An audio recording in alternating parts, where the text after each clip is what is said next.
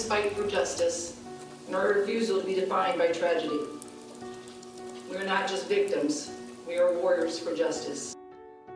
3 years ago, 4 people were killed in Laurel, Nebraska. Now that tragedy has reached another step towards conclusion today. On August 4th, 2022, 86-year-old Gene Twyford, his wife, 85-year-old Janet Twyford, and their 55-year-old daughter, Dana Twyford, were shot and killed in their home. 2 blocks away, 53-year-old Michelle Ebling was also shot and killed in her home that very same day. Both homes were then set on fire.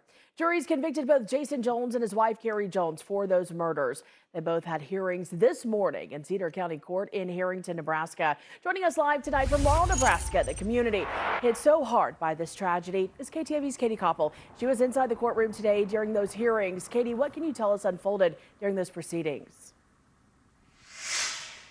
Yes, Jess, the 3-year journey for the Twyford and Ebling families is getting closer to a conclusion as Jason and Carrie Jones, the husband and wife convicted of murdering their family members, were back in court today in Hartington, Nebraska.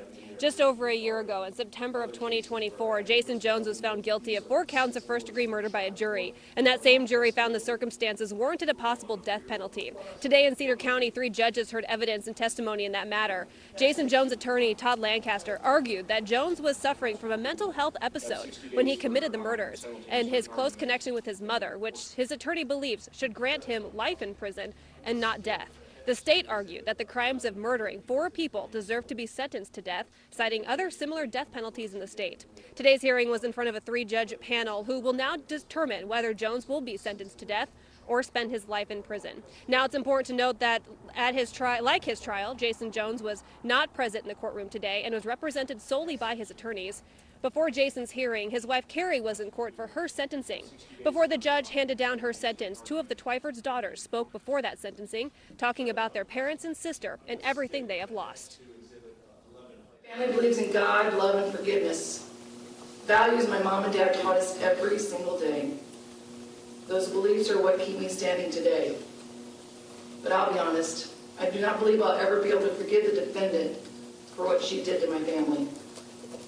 However, I know that my mom, dad, and sister, with the kind of loving hearts they were and had, have already forgiven her. That's who they were.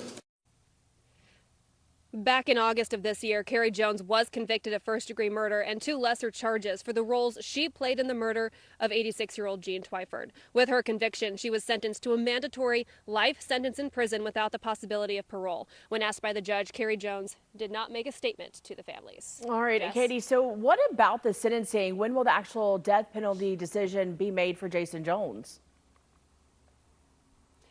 So we still have to wait a few more months for that. Both parties will get a chance to send in written statements as a conclusion, and then that 3-judge panel made of the trial court judge for Jason Jones will have until April to make that ruling. And in April, he will find out if he will spend the rest of his life in prison or be sentenced to death. And it's important to note Jason Jones is mandated to be in the courtroom for his sentencing. Jessica?